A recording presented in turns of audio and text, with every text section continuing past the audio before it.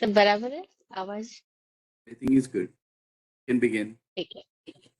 Okay, start करें।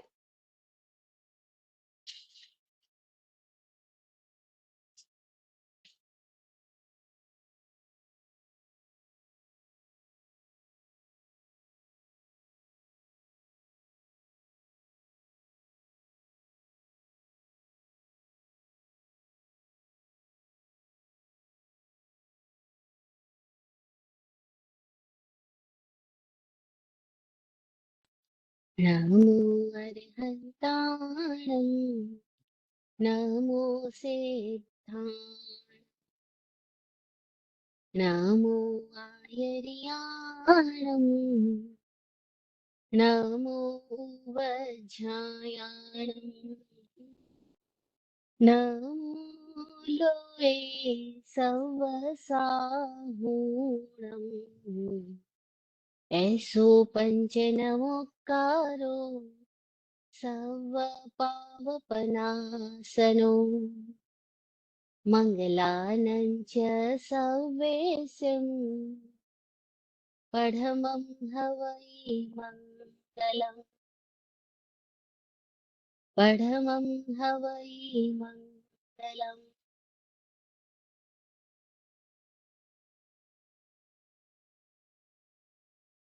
सतगुरु की कृपानंद अनंत किया उपकार लोचन अनंत उघाड़िया अनंत दिखावन हार गुरु जी अनंत दिखावन हार।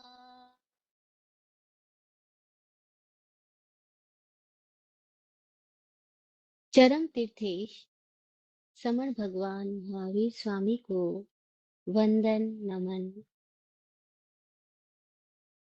चतुर्विद तीर्थ को प्रणाम। बोधि प्रदाता सद्गुरुदेव को नमन। इस सृष्टि के समस्त षट जीवनी कायों के लिए सतत आभार आभार आभार। सिद्धा सिद्धिं मम दिशन्तु सिद्धा सिद्धिं मम दिशन्तु सिद्धा सिद्धिं मम दिशन्तु। वाचक उमा स्वाति जी की प्रज्ञा को प्रणाम।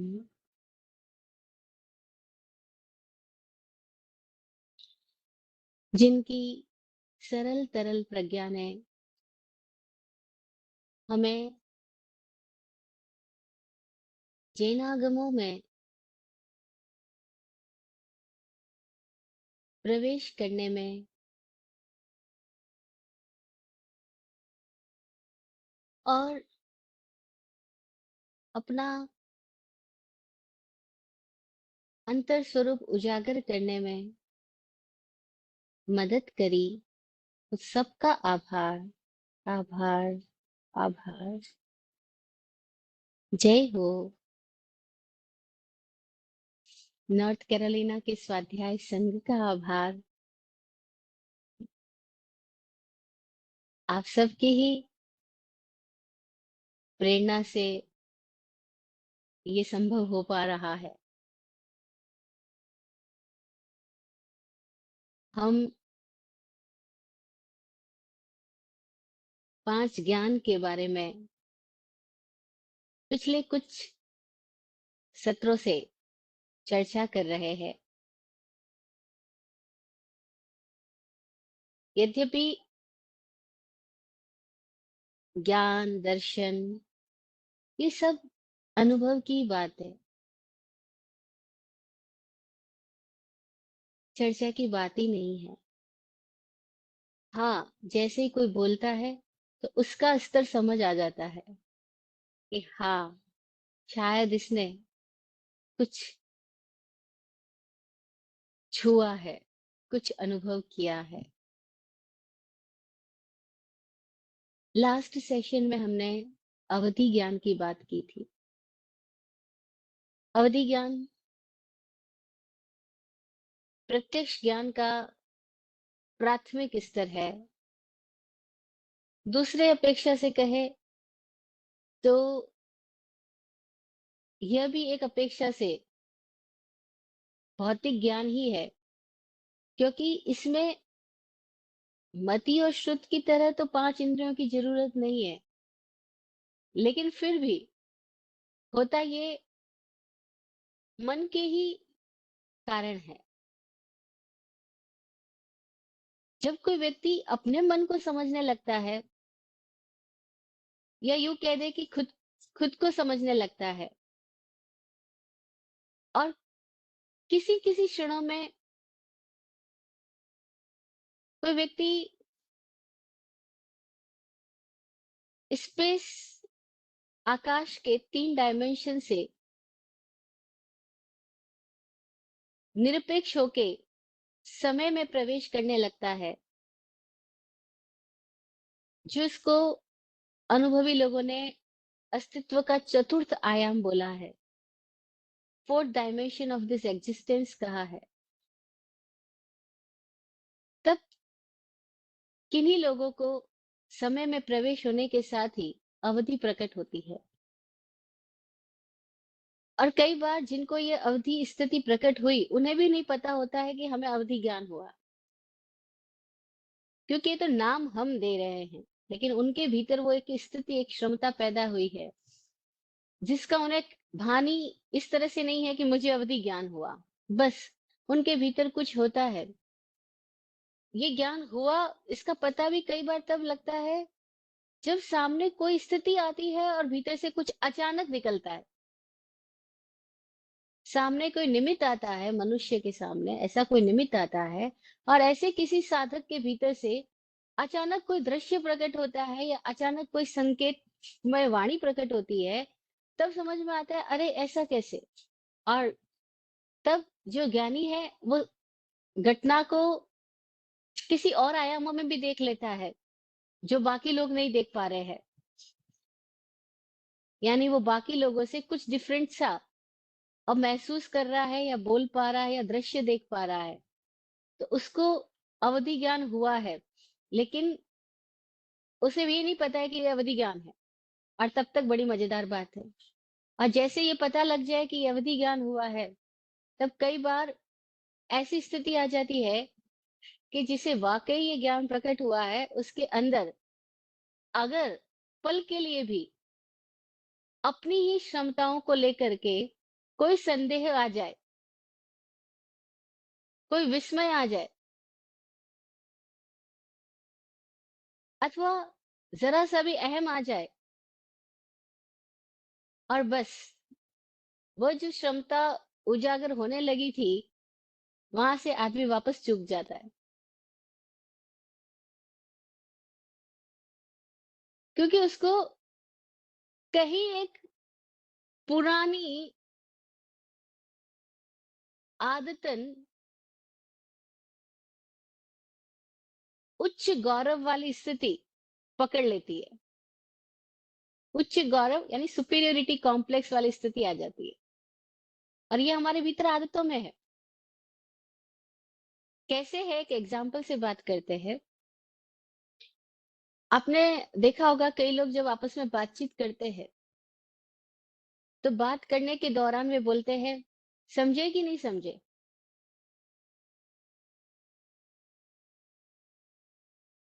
जब वो ऐसा बोल रहे होते हैं कि समझे कि नहीं समझे, तब अक्सर वो सामने वाले को अपने से नीचा समझ रहे होते हैं, कि क्या पता मैं जो बोल रहा हूँ उसको समझ आएगा भी कि नहीं आएगा।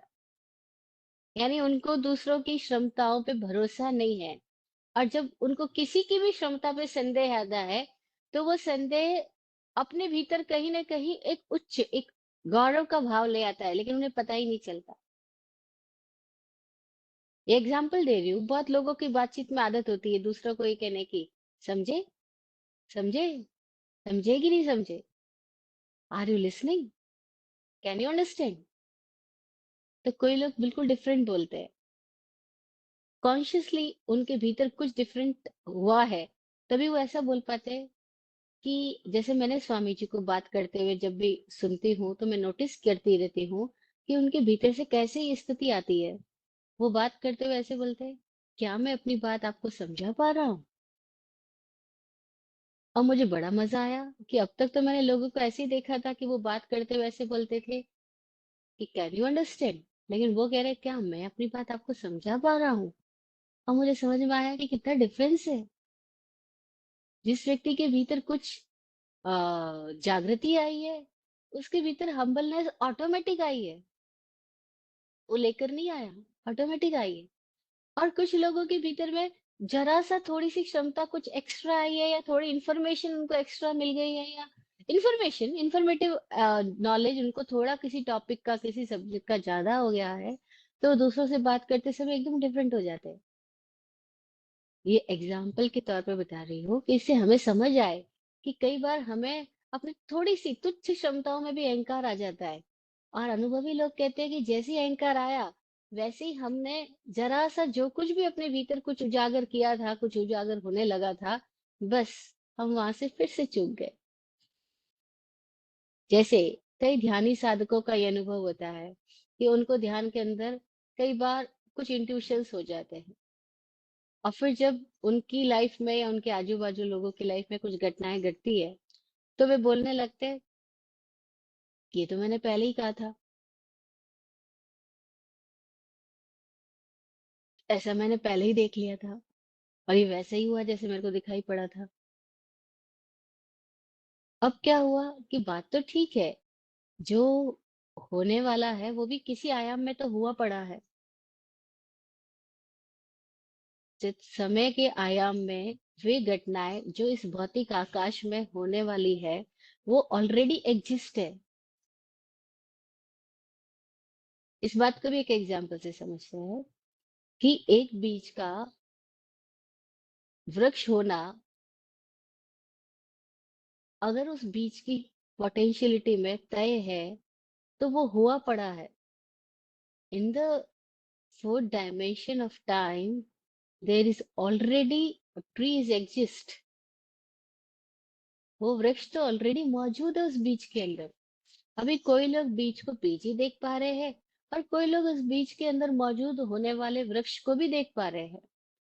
और आज तो ये साइंटिफिकली एक्सपेरिमेंट किया जा सकता है, क्योंकि आज इतनी टेक्निक डेवलप हो गई है कि कोई बीज की ही कोई फोटोग्राफी इस तरह की लेकर के बता सकता है कि इस बीज से कैसा कैसा वृक्ष होएगा,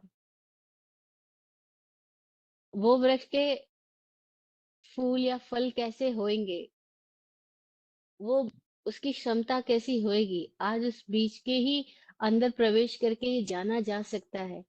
लेकिन आज ये बात जो टेक्निकली पॉसिबल है, कल किसी समय में ऐसी टेक्निक्स जब डेवलप नहीं हुई थी, तब भी कोई अनुभवी लोग बोल देते थे कि इस बीज का ये वृक्ष होगा।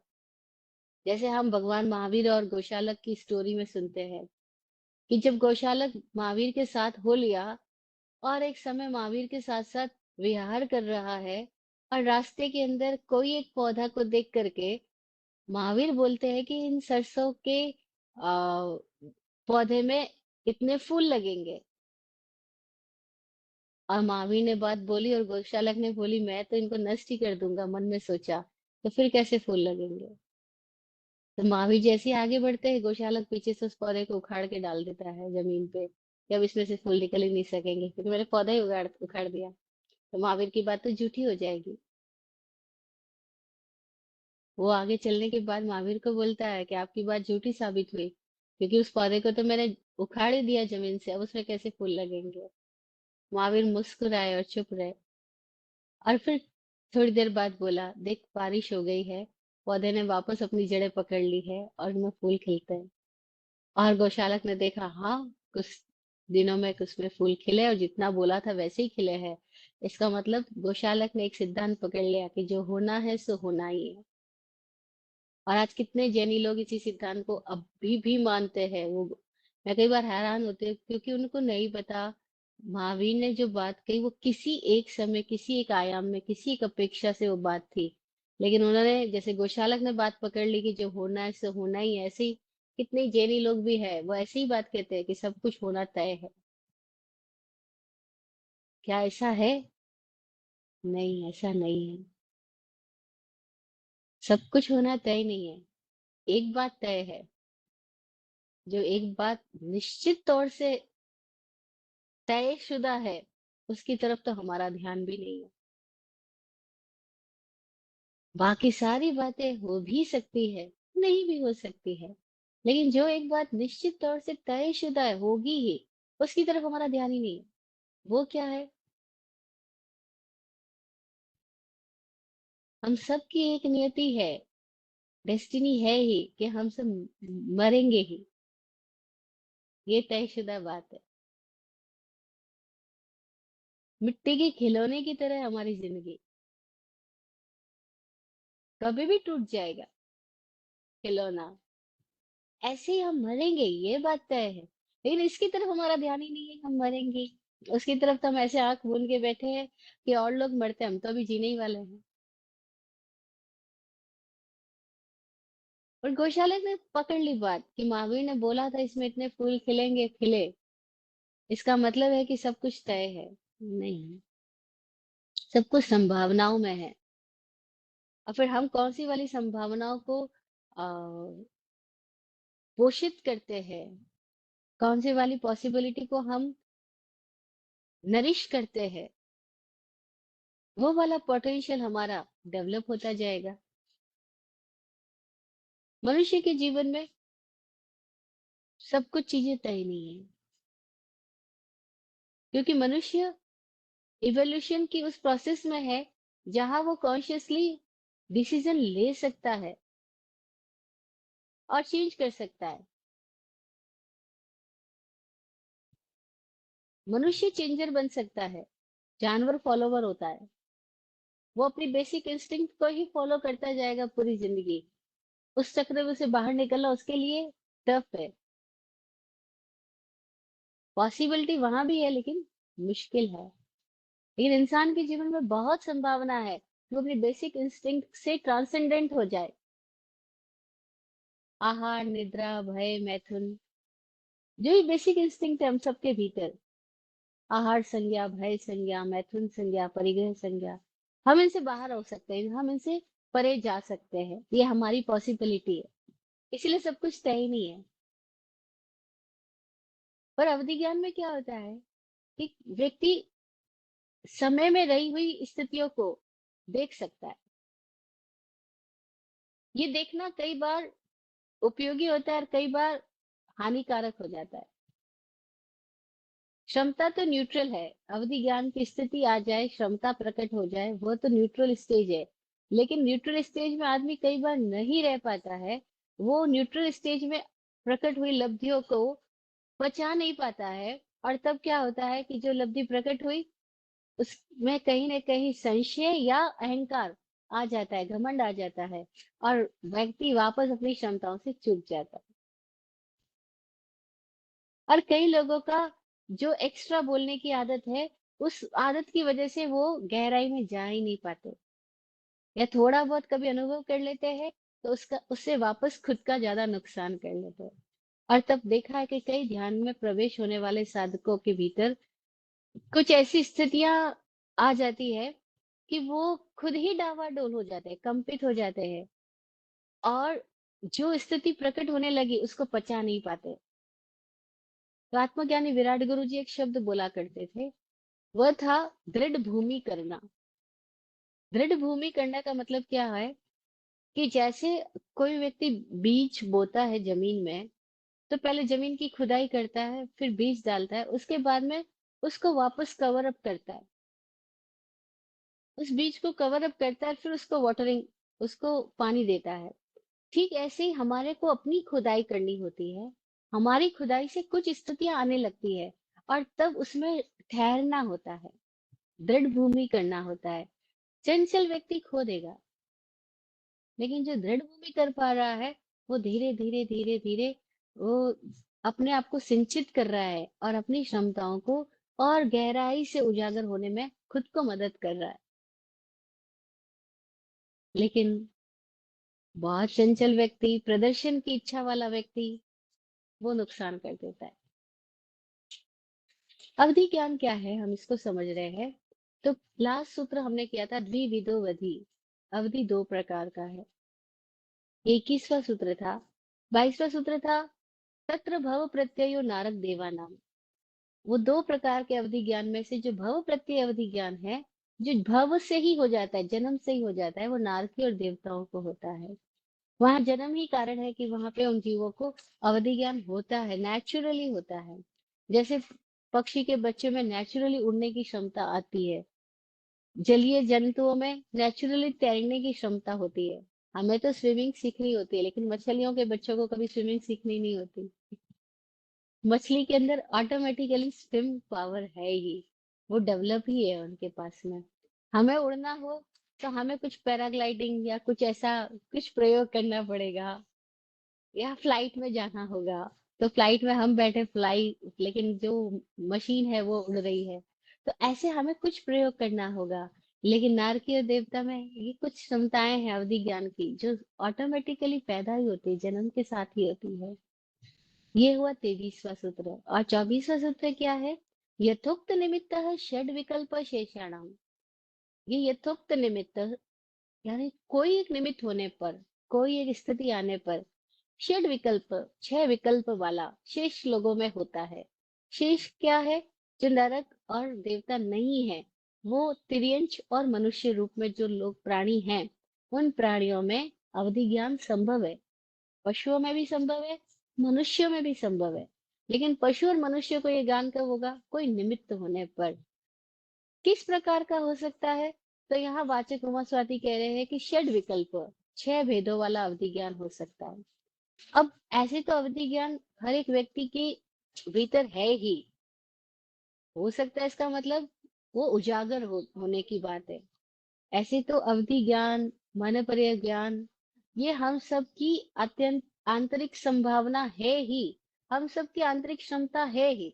जैसे कि हम में से कोई लोग ड्राइविंग सीखते हैं तो वो ड्राइविंग कर पाते हैं, लेकिन अगर ना भी सीखे तो ड्राइविंग सीख सकते हैं क्या? हाँ, सीख सकते हैं।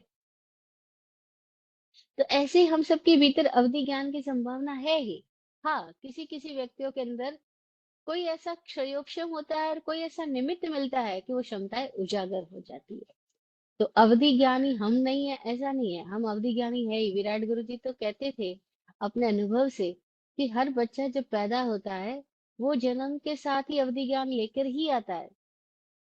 और लगभग 6 महीने तक तो हर बालक में अवधि ज्ञान रहता है, लड़का हो लड़की हो कोई फर्क नहीं पड़ता है। अवधि ज्ञान 6 महीने तक तो लगभग सभी बालकों में रहता है। लेकिन आफ्टर 6 मंथ क्या हो जाता है कि अब बच्चा बाहर की दुनिया से इंट्रोड्यूस होने लग जाता है, और धीरे धीरे उनके ऊपर सब प्रभाव डालने लग जाते हैं। और वो अपने आप से थोड़ा डिस्कनेक्ट होने लगता है और बाहर कनेक्शन बढ़ने लगता है। अब उसकी वो जो अवधि ज्ञान की क्षमता है, वो वापस आवरण में चली जाती है। हम देखते हैं ना, छोटे बच्चे जब होते हैं, उनको आंख बंद किए लेटे हुए हैं, और कभी रो रहे हैं, कभी हंस रहे हैं, कभी कोई तरह का एक्सप्रेशन दे रहे हैं, कभी कोई तरह का एक्सप्रेशन दे रहे हैं। तो बाहर के लोग स्टोरी बनाते हैं, क्या बनाते हैं कि कोई माता आती है, वो बच्चों को हंसा जाती है। वो कोई नाम भी लेते हैं माता का, मैं भी भूल रही हूँ। कि फला माता आती है, वो बच्चों को हंसा जाती है, वो रुला जाती है, वो बच्चों को ये कर जाती है। ये हमने वैसे ही बना लिया स्टोरी, जैसे इंडिया के बहुत सारे लोग इस तरह से बोलते हैं। लेकिन हकीकत में कोई माता आके बच्चों को हंसा रुला नहीं रही है। वो बच्चा हंस रहा है, रो रहा है। क्यों हंस रहा है, क्यों रो रहा है?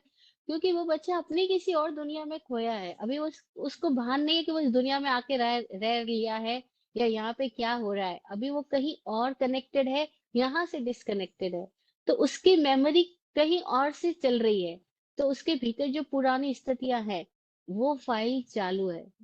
नहीं, जैसे हम नींद में चले जाते हैं, तो एक्चुअली नींद में जाते हम जो सपने देख रहे हैं, वो कहीं ना कहीं अवधि ज्ञान का ही सब्जेक्ट है।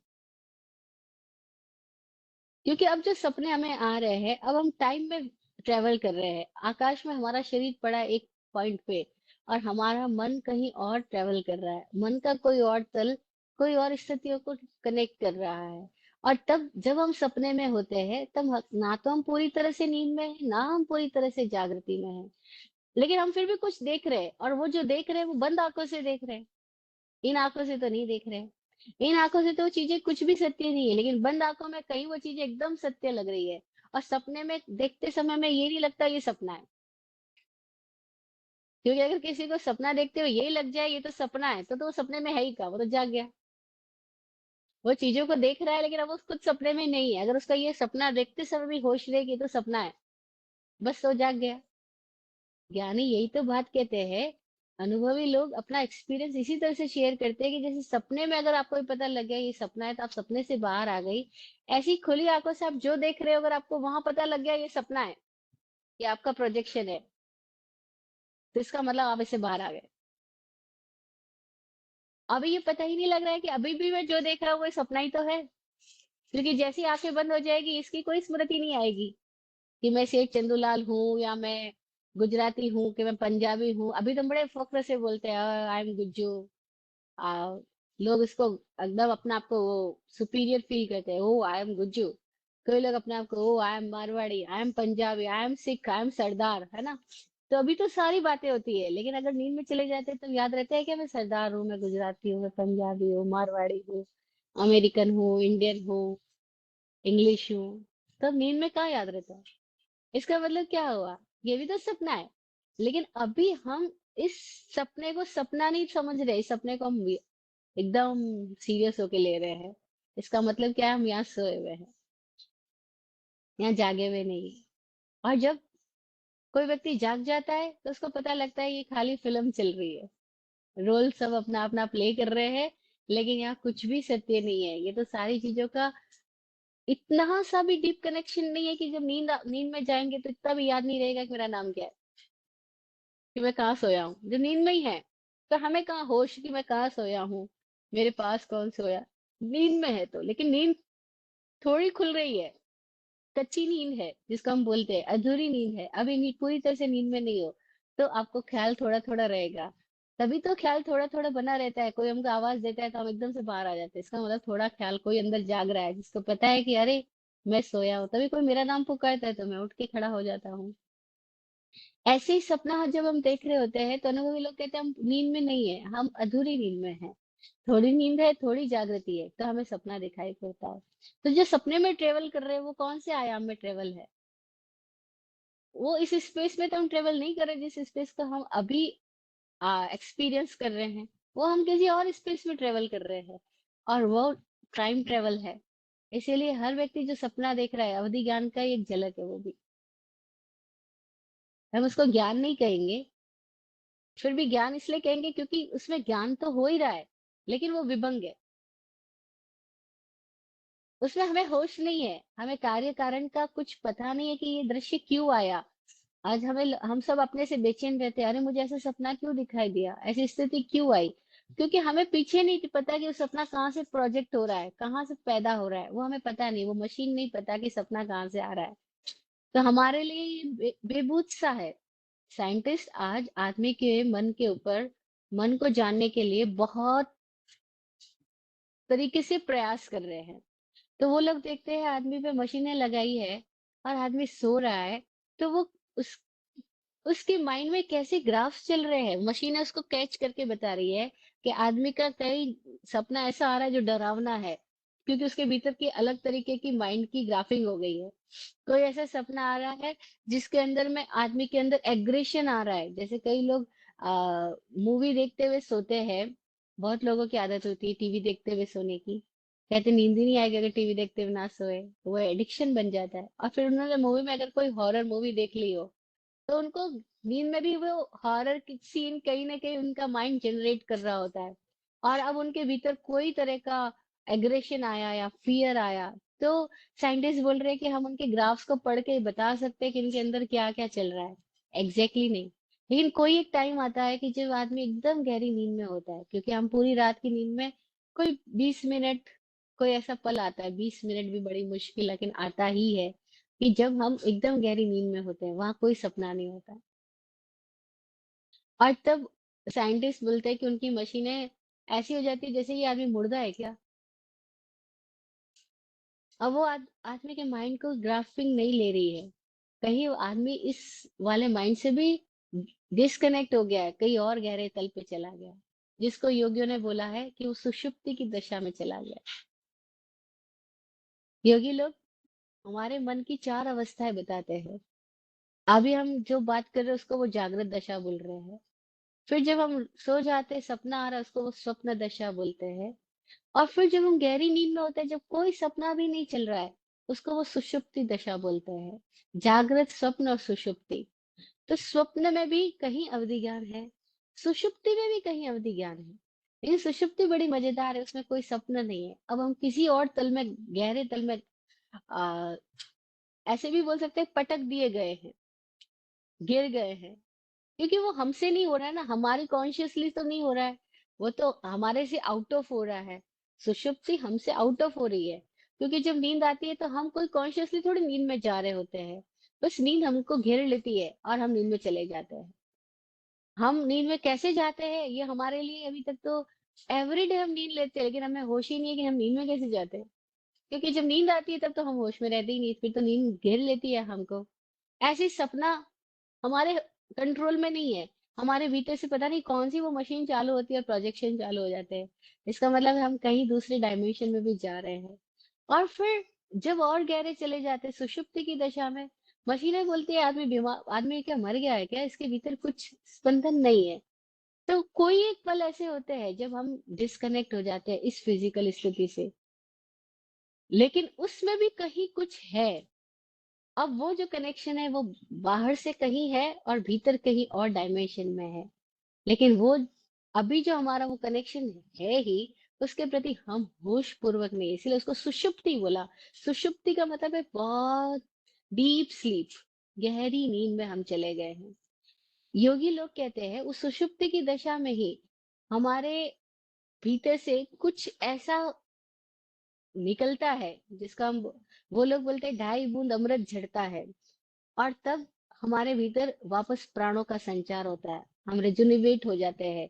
और वो 20 मिनट की नींद हो जाए तो बस हमारी फ्रेशनेस आ जाती है। हमको लगता है वापस एनर्जी मिल गई, थकान सारी गायब हो गई।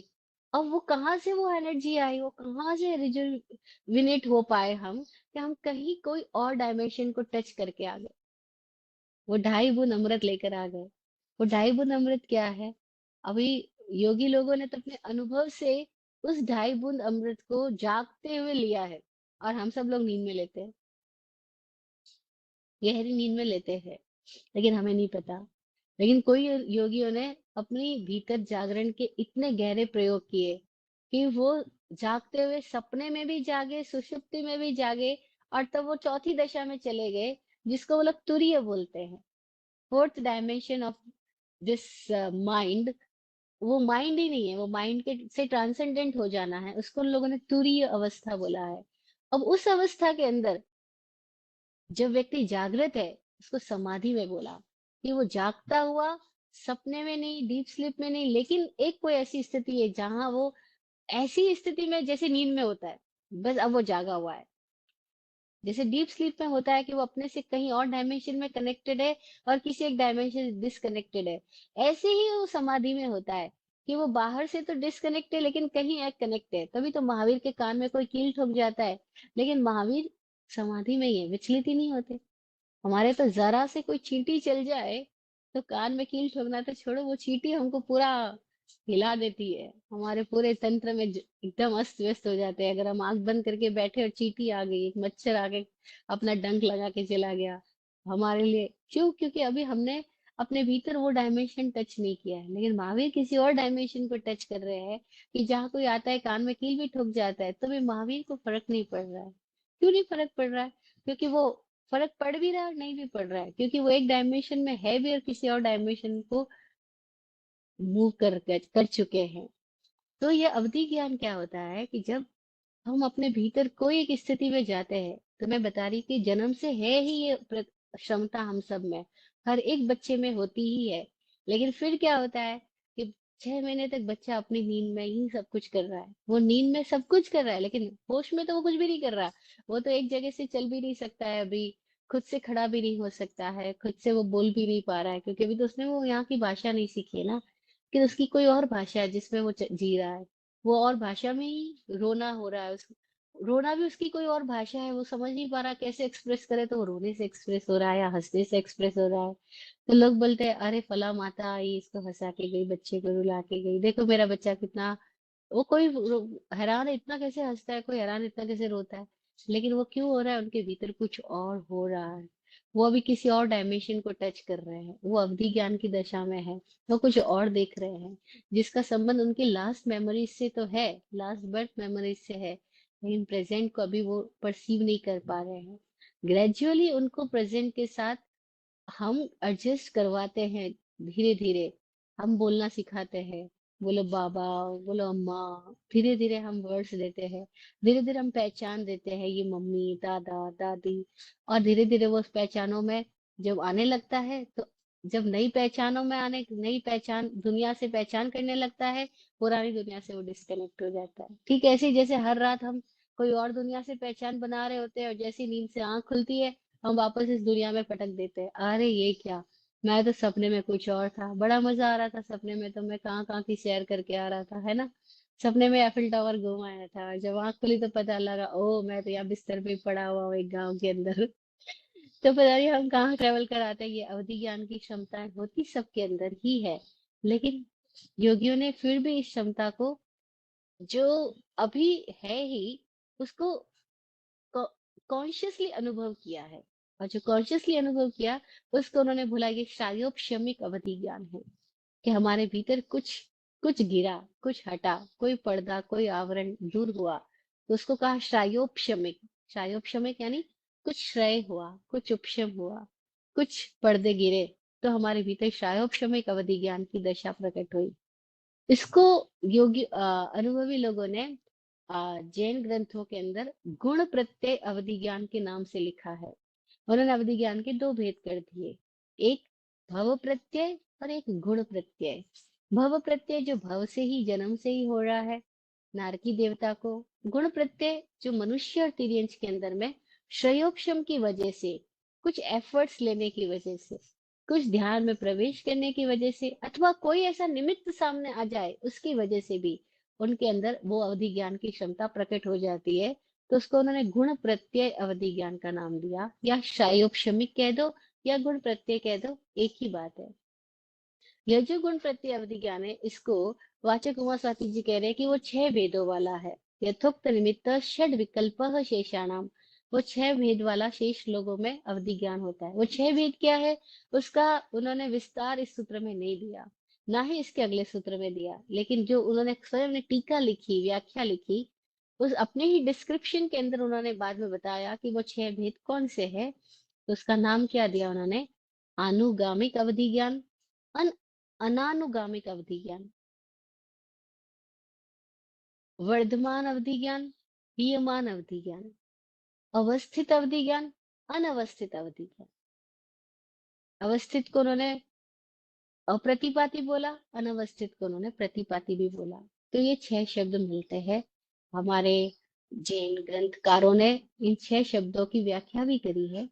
अनुगामिक अवधि ज्ञान को उन्होंने ऐसे बोला कि जो किसी के अनुगमन से मिलता है। अब व्याख्याकार इसकी व्याख्या ऐसे करते हैं कि जो आप जाए, आप जहां जाए वो आपके पीछे पीछे आपकी वो क्षमता चले, तो उसको अनुगामिक बोला। अनुगमक यानी अनुगमन कर रहा है, फॉलो कर रहा है। आप जहाँ जाओगे आपके पीछे पीछे वो, आपकी क्षमता आपके साथ ही चलती है। नेचुरल बात है कि अगर आपको साइकिल चलानी आती है, तो आप कहीं पर भी जाओगे आपके पास साइकिल चलाने की क्षमता रहेगी। ये ऐसा थोड़ी है कि आप इंडिया में साइकिल चला सकते हो तो अमेरिका में जाओगे तो साइकिल नहीं चला पाओ। इंडिया में ड्राइविंग कर सकते हो तो अमेरिका में ड्राइविंग नहीं कर सकते। आपको यहाँ ड्राइविंग आता है तो वहां भी ड्राइविंग आता है, लेकिन वहां पे आपको ड्राइविंग, अब यहाँ पे आप राइट हैंड ड्राइविंग कर रहे हो तो वहां पे आपको लेफ्ट हैंड ड्राइविंग करना पड़ेगा। इतना ही फर्क है, लेकिन ड्राइविंग तो आता ही है ना। तो वो व्याख्याकार ऐसी व्याख्या करते हैं कि अनुगामिक यानी जो क्षमता आपको फॉलो करेगी। विराट गुरु जी कहा करते थे कि अनुगामिक अवधि ज्ञान का मतलब क्या है, कि जो आप किसी के अनुगमन में हो, आप किसी का अनुगमन कर रहे हो, किसी ऐसे व्यक्ति का, जिसको जैसे हम बोलते हैं कि कोई एक साधक किसी गुरु के सानिध्य में रह रहा है, और वो जब गुरु के सानिध्य में रह रहा है तो पूरी तरह से गुरु को समर्पित है। उसकी पर्युपासना जो है वो होलिस्टिक है। तन भी वही, मन भी वही, वचन भी वही। जनरली ऐसा होता नहीं है, तन कहीं मन कहीं। और यही हमारी बीमारी है। और इस बीमारी का उपचार इसी में निहित है कि हमें पर्युपासना करना आ जाए। पर्युपासना यानी समीप बैठना आ जाए, जहाँ तन भी हो, मन भी हो, पूरी हमारी टोटली हम प्रेजेंट हो किसी एक पॉइंट पे। तो जिस पॉइंट पे हम टोटली प्रेजेंट होते हैं, बस वही पॉइंट हमारे साथ कहीं कनेक्ट होता है, और हमारे भीतर उस तरह की क्षमता पैदा हो जाती है। तो विराट गुरु जी कहा करते थे कि अनुगामिक अवधि ज्ञान का मतलब क्या है, कि जब कोई साधक किसी सिद्ध पुरुष के सानिध्य में रह रहा है, तो सिद्ध पुरुष की छाया में रहने की वजह से उसके भीतर भी कुछ स्थितियां प्रकट हो जाती है। कुछ क्षयोक्षम उसके भीतर भी घटता है, और उस सिद्ध पुरुष की छाया से उसके भीतर भी कोई ऐसी दशा आ जाती है जिसको अवधि ज्ञान की दशा कह सकते हैं। वो अनुगमिक अवधि ज्ञान है, वो अपने सिद्ध पुरुष की सेवा में है, इसलिए उसके भीतर में वो स्थितियां प्रकट हो रही है। लेकिन सपोज उसके भीतर में ही अगर उसी सिद्ध पुरुष के सानिध्य में रहते हुए कोई शंकाएं पैदा होने लग जाए, क्योंकि मन तो बड़ा खेल खेलता है ना, वो एक जैसा तो रहता ही नहीं है। अभी आप जिसके लिए बहुत लव यू बोल रहे हो, प्यार कर रहे हो, अभी आप जिसके लिए बोल रहे हो तेरे बिना रह नहीं सकता, क्या पता कुछ क्षण में ऐसी घटनाएं घट जाए, आप बोला तेरे को देखना ही नहीं, तो मेरी नजरों से दूरी हो जाए, तो सामने मत आ। अरे अभी तो तुम उसको एकदम अपनी जिंदगी बोल रहे थे, और आज तुम उसको जिंदगी से बाहर करने की बात बोल रहे हो, ऐसा कैसे? क्योंकि मन है ही बड़ा विचित्र। उसको जब तक अपना मतलब रह रहा है तब तक डिफरेंट दशा है, मतलब निकल गया डिफरेंट दशा है। नहीं, हमने स्टोरी सुनी पार्शनाथ भगवान के पिछले जन्मों की, कि कैसे एक बर्त के अंदर पार्शनाथ अपनी पत्नी को बहुत प्यार कर रहे हैं। वो मरुभूति का नाम से है, और उनकी पत्नी को वो बहुत प्रेम कर रहे हैं, लेकिन उनको जैसे ही पता लगता है कि उनकी पत्नी तो उनके भाई के साथ कनेक्टेड है, बस उनको जबरदस्त रोष आता है, और वो उस रोष के अंदर क्या कुछ नहीं कर बैठते। उसी रोष के अंदर वो अपने भाई से दुश्मनी ले लेते हैं, भाई की शिकायत राजा तक ले जाते हैं, भाई को दंड दिलवाते हैं, पत्नी से हट जाते हैं, दूर हो जाते हैं, पत्नी का चेहरा ही नहीं देखना पसंद करते। अरे कल तक तो पत्नी इतनी पसंद थी, आज क्या हो गया? क्योंकि हमारा लव कंडीशनल है, अनकंडीशनल नहीं है। हम सब अपना इम्पोर्टेंस चाहते हैं, अहंकार प्राप्त करना चाहते हैं, और जरा अहंकार प्राप्त नहीं होता है, हम वहां से भाग जाना चाहते हैं, हट जाना चाहते हैं, या सामने वाले के ऊपर प्रयोग करेंगे या खुद के ऊपर। या तो हमारी हिंसा किसी और पे भड़केगी या खुद पे भड़केगी, या तो हम दूसरों को मारेंगे या खुद को मारेंगे, खुद को हटाएंगे। तो ये मोहब्बत में ये सारी स्टोरीज पैदा होती है। हमने सारी मूवीज देखी है ना, पर्दे पे भी देखी है, और इसमें भी रियल लाइफ में भी रोज ही ऐसी मूवीज देखते रहते हैं। तो इसका मतलब क्या हुआ कि हम जिसके साथ है, चाहे हम गुरु के साथ है, चाहे हम किसी आश्रम में है, चाहे हम खुद के साथ ही साधना कर रहे हैं, किसी खुद की ही परिउपासना, आत्म परिउपासना कर रहे हैं, अपने ही भीतर एकाग्र होके, शांत होके, समाधि की स्थिति में जा रहे हैं, तो ऑटोमेटिकली कुछ सिचुएशन पैदा होने लगेगी भीतर। क्योंकि अब हम कहीं बाहर से डिस्कनेक्ट हो रहे हैं, तो एनर्जी तो मूव करेगी करेगी, energy is always in motion ना। अब वो बाहर से डिस्कनेक्ट हो रहा है तो भीतर कनेक्ट हो रहा है, भीतर कनेक्ट हो रहा है तो भीतर किसी और डायमेंशन को वो एक्सप्लोर कर रहा होगा। तो क्या बताया अनुगामिक अवधि ज्ञान का मतलब, कि जब आप अनुगमन कर रहे हो, आप फॉलो कर रहे हो, किसको फॉलो कर रहे हो? कहीं हो सकता है आप किसी ऐसी स्थिति में हो कि सिद्ध पुरुष के सानिध्य में पूरी तरह से समर्पित हो, तो ऑटोमेटिकली आपके भीतर कुछ ऐसी क्षमताएं आ जाएगी, आपको भी नहीं पता। और आपके जैसे विराट गुरु जी एक एग्जाम्पल दिया करते थे। विराट गुरु जी समर्थ मल जी महाराज साहब की सेवा किया। उन्होंने समर्थ मल जी महाराज साहब को नजदीक से देखा, उनके पास भी उनका आना जाना रहा। तो वो एक एग्जाम्पल देते थे कि समर्थ मल जी महाराज साहब जो थे, वो अपने गुरु की सेवा पूरे तन मन से करते थे, पूरे लगाव से, पूरे इत्मीनान से, पूरे धैर्य से, पूरे समर्पण और प्रेम से करते थे, और बिना किसी चाहत के, बिना किसी अपेक्षा के। और तब एक दिन इनके भीतर ऐसी स्थितियां पैदा होने लग गई कि उन्होंने पढ़ा लिखा उतना नहीं, लेकिन उनकी प्रज्ञा के द्वार खुल गए, और वो बहुश्रुत कहलाने लग गए। तो राजस्थान के लोगों को, और इंडिया में तो बहुत सारे लोग उनके नाम से परिचित है, क्योंकि उनको हुए कुछ बहुत ज्यादा बरस नहीं हुए। बहुश्रुत समर्थ मल जी महाराज साहब, जिनसे आज ज्ञान गच्छ चल रहा है, ज्ञान गच्छ नाम से। तो एक दिन वो विहार करते हुए कहीं एक जगह ठहरे हैं और समय निश्चित किया कि इस समय हम यहाँ से नेक्स्ट लेवल, नेक्स्ट डेस्टिनेशन पे विहार करने जाने वाले हैं। और इतने में ही उनके भीतर से अचानक क्या आता है, वो अपने शिष्यों को बोलते हैं कि चलो अभी विहार करते हैं। समय तो कोई और है, जबकि डिसाइड किया हुआ है कि हमें जैसे शाम को विहार करना है, और वो दिन में ही बोल रहे हैं, भरी धूप में ही बोल रहे हैं चलो अभी विहार कर जाते हैं। और सारे शिष्य तो गुरु का कहना मान रहे हैं, वो विहार करने के लिए निकल गए। जैसे वो जिस स्थान को छोड़े निकले, और उस स्थान में दीवार ढह गई। दीवार धड़ धड़ करके, छत धड़ धड़ करके नीचे आई, दीवार गिर गई, छत गिर गई। अगर वो बैठे होते तो सारे शिष्य के साथ कुछ भी हादसा होता, लेकिन वो अचानक निकल गए। अब उनके भीतर से ऐसा आया, निकल जाओ यहाँ से। अब इसके पीछे जरूरी नहीं उनको ये दृश्य दिखाई दिया हो, जरूरी नहीं उनको कॉज इफेक्ट का कोई कनेक्शन मालूम हो, लेकिन ऐसा आया और वो हो गया। तो ये भी कहाँ से आया, अब उन्हें भी नहीं पता, जैसे हमें नहीं पता हमको सपना कहाँ से आता है। उन्हें भी हो सकता है ना पता हो कि ये चीज उनके भीतर से कैसे आई, लेकिन आई है, इसका मतलब है कुछ तो भी जागृत हुआ है। और वो क्यों जागृत हो पाया? क्योंकि उनके भीतर में अपने गुरु के लिए सच्चा समर्पण था। और बड़ी मजेदार बात, विराट गुरु जी भी कहा करते, स्वामी जी भी कहते हैं कि ये परवाह मत करो कि तुम जिनके पास हो वो गुरु सच्चे हैं या नहीं, परवाह इस बात की करो कि तुम्हारा भीतर का समर्पण सच्चा है कि नहीं। अगर तुम्हारे भीतर का समर्पण सच्चा है तो तुम कहीं से भी पार हो जाओगे, लेकिन तुम्हारे ही भीतर डाउट है तो तुम सिद्ध पुरुष के साथ रह के भी, अनंत भगवान के पास रह के भी तुम डाउट में रह जाओगे, मुक्त नहीं हो पाओगे। जैसे गौशाला कहीं और डिफरेंट डायमेंशन में चला गया, नियतिवादी बन गया, उसने एक बात को सब जगह लागू करने लग गया। लेकिन ज्ञानी पुरुष तो ऐसा नहीं कहते, वो तो क्षण क्षण जीते हैं, और ज्ञान का मतलब ही क्षण क्षण होना है। मोमेंट टू मोमेंट सिचुएशन जो अवेयरनेस है, मोमेंट टू मोमेंट जो स्थितियां पैदा हो रही है, उसको उन्होंने ज्ञान बोला है योगियों ने। बाकी तो सब जो मेमोरी में जाके कर रहे हैं, उसको ज्ञान नहीं बोला है, उसको तो उन्होंने अज्ञान बोला है। क्योंकि मेमोरी में जाना मतलब पास्ट है, और ज्ञान मतलब प्रेजेंट है, दोनों में फर्क है। हमने शायद ये टॉपिक पे बात करी है, जिसको पास्ट मेमोरी की जानकारियां बहुत है, उसको हमारे यहाँ अविद्या बोला है। विराट गुरु जी उसको नाम देते थे भूतन, जानकारियों को वो भूतन कहते, और ज्ञान को वो नूतन कहते। ज्ञान नूतन है, जानकारियां भूतन है। जानकारियां पास्ट ओरिएंटेड है, पास्ट बेस्ड है, मेमोरी बेस्ड है, और ज्ञान प्रेजेंट अवेयरनेस को बोल रहा है।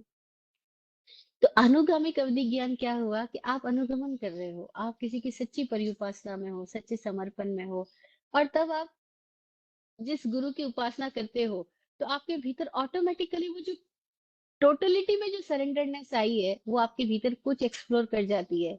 और तब आपके भीतर कोई ऐसी क्षमता आती है, और वो पता कब चलता है, जब कोई सिचुएशन आई, कोई निमित्त आया। इसलिए बोला यथोक्त निमित्त षड विकल्प शेषाणाम। कोई निमित्त आया तो पता लगा ओ ये भी मैं कर सकता हूँ। जैसे कि हम स्टोरी में सुनते हैं कि हनुमान जी को एक बार समुद्र क्रॉस करना है, तो वो हैरान हो गए, अब समुद्र कैसे क्रॉस किया जाएगा, इतना बड़ा समुद्र, मैं कैसे इसको पार करूंगा। तो उनकी माँ उन्हें याद दिलाती है कि तू उड़ सकता है। वो कहते मैं कैसे उड़ सकता हूँ, कह रही तो उड़ सकता है। उनको पता भी नहीं मैं उड़ सकता हूँ, लेकिन उनकी माँ याद दिलाए तो उड़ सकता है। और माँ ने कुछ ऐसी प्रेरणा दी, कोई ऐसा वचन बोला, कोई ऐसी इसकी क्षमता बताई, और हनुमान तो उड़ गए। जैसे स्टोरी में हमने देखा ना कि कैसे वो एक दैत्य के मुंह में चले जाते हैं, फिर वहां से निकल जाते हैं। और ये सारी क्षमताएं जो हमने पुराणों में पढ़ी है, कहानियों में, और हमने मूवीज में, नाटक सीरियल में देखी है, ये क्षमता आदमी के भीतर है। लेकिन कोई एक के अंदर कोई एक क्षमता जागृत हो जाती है, कोई एक में कोई एक क्षमता जागृत नहीं होती है। तो कोई निमित्त मिलने पर पता लगता है, अच्छा मैं ये कर सकता हूँ क्या। कई बार कई लोगों के भीतर गायन कला है ही, लेकिन उनको पता ही नहीं, क्योंकि कभी गाया नहीं। लेकिन कभी कोई निमित्त मिलता है, जैसे ही गाते हैं वो हैरान होते हैं, अच्छा मैं गा सकता हूँ इतना अच्छा, मुझे भी नहीं पता था मैं गा सकता हूँ, मुझे भी नहीं पता था मैं नृत्य कर सकता हूँ। पता नहीं, लेकिन वो क्षमताएं उजागर होती है कब, जब निमित्त मिलता है तब। तो यथोक्त निमित्त षड विकल्प शेषाणाम, निमित्त मिलने पर 6 प्रकार का शेष लोगों में अवधि ज्ञान हो सकता है, जिसको हमने गुण प्रत्यय कहा या क्षायोपशमिक कहा। ये अनुगामिक फर्स्ट भेद बताया कि अनुगमन से आ रहा है। अब अनुगमन के 2 प्रकार की व्याख्या हमने जानी, एक वो व्याख्या जो परंपरा से चल रही है कि आपका अनुगमन आप करेगा वो अवधि ज्ञान।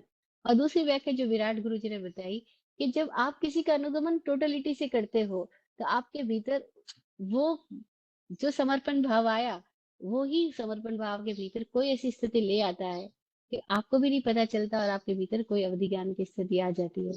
जैसे हमने एग्जाम्पल सुना समर्थमल जी महाराज साहब का। ऐसे बहुत एग्जाम्पल भरे पड़े आपके चारों ओर, दुनिया में भी बहुत होंगे, आप अपने आप में भी देखोगे, आपकी जिंदगी में भी ऐसे बहुत एग्जाम्पल्स हुए होंगे कि आपको नहीं पता अचानक कहाँ से वो डिसीजन आया और उस डिसीजन ने आपकी सारी स्थितियों को बदल दिया, है ना। ये डिसीजन आया कहाँ से था?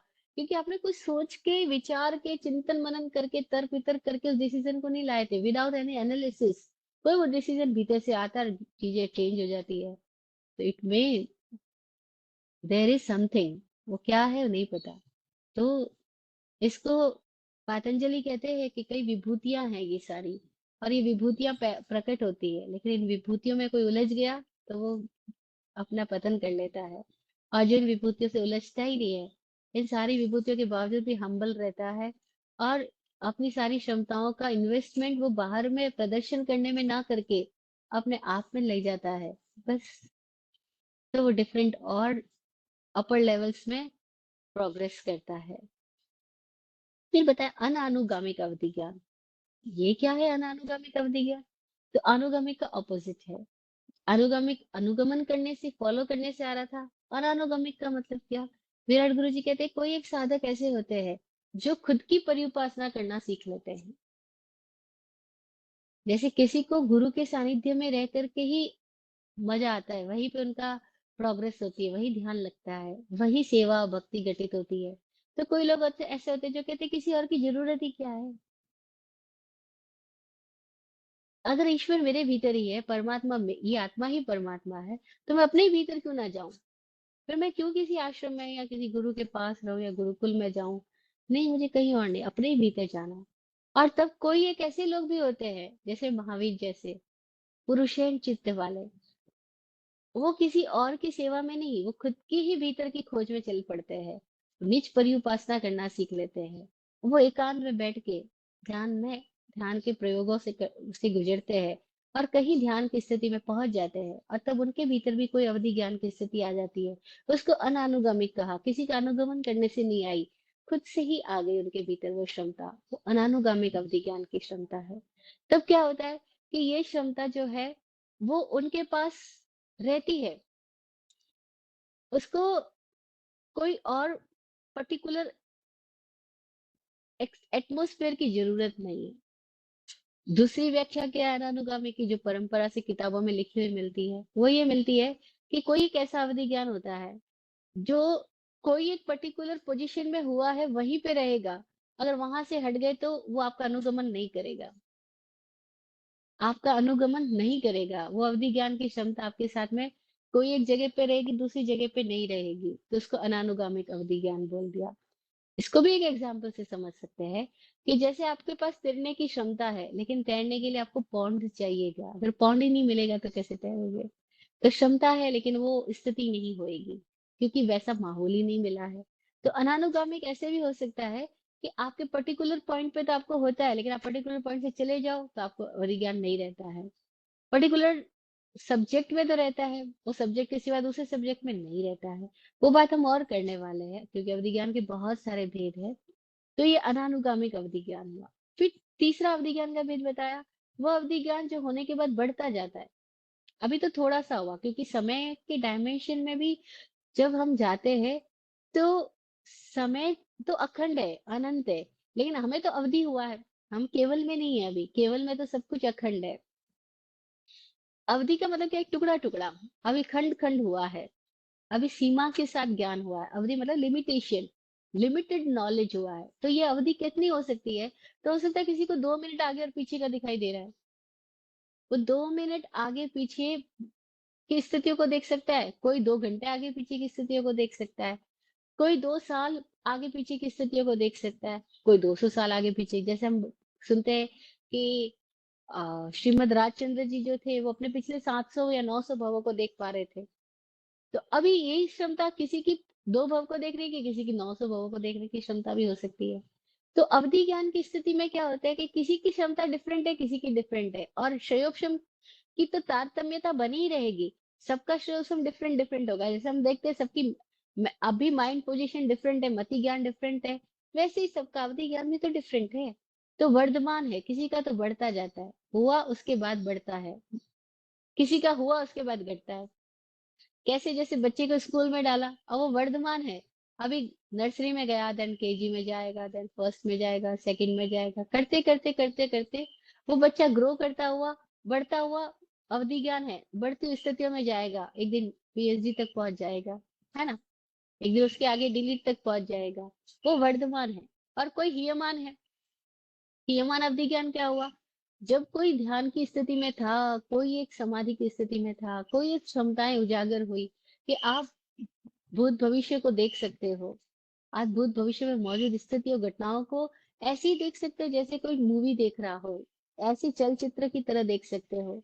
लेकिन फिर क्या हुआ कि आप जैसे ध्यान से बाहर आए, कोई एक स्थिति ऐसी आई कि आपके अंदर घमंड आ गया, या गुस्सा आ गया, या झगड़ा फसाद आ गया, और आप बहुत स्ट्रेस में चले गए हो। अभी आप किसी समय तो ऐसे थे कि एकदम मजेदार थे, लेकिन अभी किसी समय ऐसे हो गए खतरनाक हो गए।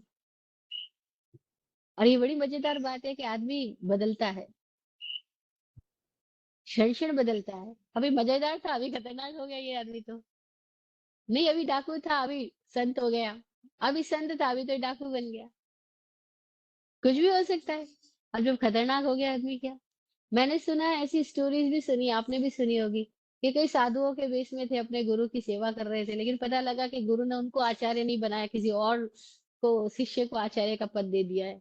बस, अभी तक तो वो सेवा भाव में थे, और अभी एकदम खतरनाक मोड़ में चले गए। अब तक गुरु के प्रति समर्पण था, लगाव था, लेकिन पता लगा आचार्य का पद तो किसी और साधु को दे दिया, और उस साधु से उनकी बनती नहीं है। बस हो गया झगड़ा फसाद, संप्रदाय बढ़ गया, सारे विवाद खड़े हो गए, संघ टूट गया, नया संघ खड़ा हो गया, वो अपने आप को नया आचार्य घोषित कर दिया। अब ऐसी स्टोरी तो बहुत कॉमन है इंडिया में। In USA there is different, पृष्ठभूमि अलग हो सकती है, लेकिन घटनाएं तो सब वही होती है, बैकग्राउंड अलग हो सकता है। आप अपनी कंपनी में देख रहे होंगे ऐसी सिचुएशन, है ना? कोई अपने घर में देख रहा होगा, कोई किसी संघ समाज में देख रहा होगा। मैं इसलिए एग्जांपल दे रही हूँ क्योंकि मैं इंडिया में ऐसी सिचुएशंस बहुत ज्यादा दिख रही हूँ कि कैसे हो जाता है। अभी तक तो उस गुरु का जयकारा लगा रहे थे, और अभी उस गुरु के खिलाफ खड़े हो जाते हो। तब हीयमान हो गया, क्या था उससे घट गया। और घटने वाली स्थितियां भी बहुत होती है। नहीं देखते एक आदमी एकदम स्वस्थ है, मजेदार है, लेकिन उसके बाद क्या होता है, वो सिगरेट पीना शुरू कर दिया, उसने कुछ ऐसा खाना शुरू कर दिया, धीरे धीरे धीरे धीरे उसने अपने स्वास्थ्य को गिराना शुरू किया। यमान होता गया, कल तक मजेदार था, लेकिन अब वो एकदम दुबला पतला, उसके शरीर के अंदर बीमारियां ही बीमारियां हो गई, ताकतें घट गई। अरे ये क्या हो गया आदमी, कल तुम ऐसे थे, आज तुम ऐसे कैसे हो गए? क्योंकि कोई ऐसी संगत कर ली, कोई ऐसी आदतें डेवलप कर ली, कोई ऐसे ड्रग एडिक्ट हो गए कि अब हम, पहले तो मजा आता था ड्रग एडिक्ट होने, ड्रग्स लेने में, उसके बाद पता लगा पूरी बॉडी खराब हो गया, आउट ऑफ कंट्रोल हो गया, अब कुछ नहीं हो सकता। अब वो उस ड्रग की बिना जी ही नहीं सकता है, उसने अपनी बॉडी को इस तरह से बना लिया है। अब ये क्या हो गया, ही अमान हो गया, गिर गया, गिरता हुआ। तो कोई चढ़ता हुआ है, बढ़ता हुआ है, कोई गिरता हुआ है, घटता हुआ है। तो इसको बोला वर्तमान अवधि ज्ञान, ही अमान अवधि ज्ञान। फिर और भेद बताए, अवस्थित अवधि ज्ञान, अनवस्थित अवधि ज्ञान। अवस्थित का मतलब क्या हुआ? कि वो अवधि ज्ञान जिसके अंदर हुआ है उसके अंदर स्थिर है, कहीं उस साधक की प्रज्ञा में बहुत प्रखरता है, और निर्मलता है उसके चित्त में। चित्त में एकदम निर्मलता है, प्रज्ञा में एकदम प्रखरता है, तीक्ष्णता है। और तो वो व्यक्ति जो पूरी क्लैरिटी के साथ जी रहा है, तो उसकी जो क्षमता है वो उसके अंदर ठहरी हुई है, प्रकट है, गहरी है, ठहरी है। उसको अवस्थित अवधि ज्ञान कहा है। जैसे आप इसको दूसरे एग्जाम्पल से समझे, जैसे आपने पैसा कमाया, बहुत कमाया, लेकिन आपने उस पैसे को किस तरीके से, सही तरीके से उसका उपयोग किया, और बिल्कुल ना अहंकार में गए, ना लालच में गए, और आपने अपनी क्षमताओं का बहुत मजेदार उपभोग किया, और बहुत लोगों को भी उससे सहायता उपजाई। ये क्या हुआ? अवस्थित की दशा हुई। और कोई लोगों में थोड़ी सी क्षमता आई और एकदम चित्त चंचल हो गया, अनवस्थित हो गए, बेचैन हो गए, भटक गए। और तब क्या हुआ, अनावस्थित चित्त है, अभी भीतर में क्लैरिटी नहीं है।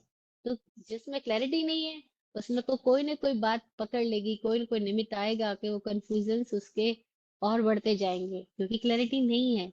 तो वो अनावस्थित हो जाएगा, जो पाया है उससे गिर जाएगा। तो अवधि ज्ञान दोनों प्रकार का है, अवस्थित भी है, अनवस्थित भी है।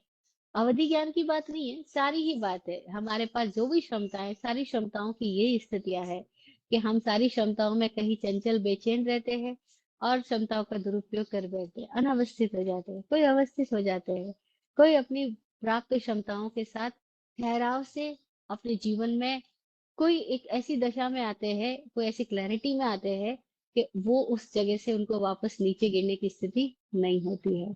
तो इसको अवस्थित अनवस्थित को कोई लोगों ने प्रतिपाती और अप्रतिपाती भी बोला है। ऑल्दो अवधि ज्ञान तो अप्रतिपाती है ही नहीं, क्योंकि अवधि ज्ञान तो गिरेगा ही। जब केवल ज्ञान होगा तो सारे ज्ञान खत्म हो जाएंगे, ज्ञानांत केवलम, सारे ज्ञानों का अंत होने पर ही केवल होता है। तो अवधि भी चला जाएगा, क्योंकि अवधि का मतलब है पर्दे के अंदर कोई एक ऐसा छेद हुआ कि आप उस छेद से कोई और डायमेंशन को देख सकते हो। जैसे हम आंखों से कुछ और देख रहे हैं लेकिन एक्सरे मशीन से कुछ और देख रहे हैं, अलग अलग लेंसेज लगा दो तो फोटोग्राफी में कुछ और आ जाएंगे, है ना। तो इसका मतलब क्या हुआ कि थोड़ा थोड़ा कोई कोई निमित्त चेंज होने पर हमारी यही आंखें कितना डिफरेंट डिफरेंट तरीके से देख रही है। तो ऐसी अवधि ज्ञान क्या हुआ कि हम किसी और डायमेंशन में ग्राफ को देख पा रहे हैं, ग्राफ बना पा रहे हैं, है ना। तो वो क्षमताएं जो सबके भीतर है ही, वो भी अनेक प्रकार की है, अनेक तरह के प्रयोगक्षम लिए हुए है। और विराट गुरु जी जो स्वयं अवधि ज्ञानी थे, जिनके साथ मेरे बहुत सारे अनुभव है उनके अवधि ज्ञान के, उनको भी कभी आने पर शेयर करूंगी, मौका आने पर, निमित्त आने पर। तो उन्होंने कहा अवधि ज्ञान के छह ही भेद नहीं है, अवधि ज्ञान तो ऐसा ही है जैसे हर आदमी की मति अलग अलग क्षोभक्षम लिए हुए है, ऐसे अवधि भी सब आदमियों की अलग अलग क्षोभक्षम लिए हुए है। मोटा मोटी छह भेद में भी समझ सकते हैं, लेकिन और अपेक्षाओं से भी समझ सकते हैं। तो उन्होंने अपने अनुभव से इस अवधि ज्ञान के 16 भेद भी बताए हैं। उन 16 भेदों की चर्चा भी हम फिर करेंगे। आज का सेशन अभी यहीं तक रखती हूँ, आप लोगों के क्वेश्चंस के लिए टाइम रखती हूँ, फिर जिसकी जो जिज्ञासा है उस पर भी बात करेंगे। पहले आत्मज्ञानी विराट गुरु जी का द्वारा दिया गया जो आशीर्वचन है, दुआ है, वो आप सबके लिए पढ़ती हूँ।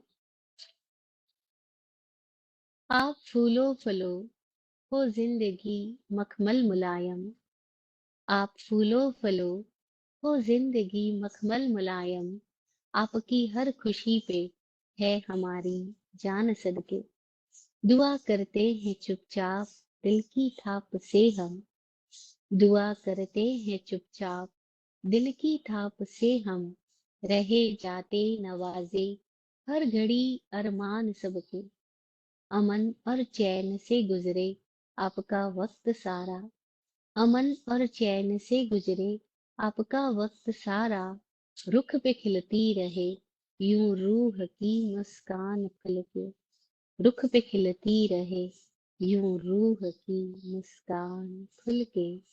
जय हो, जय हो, जय हो, सबका कल्याण हो।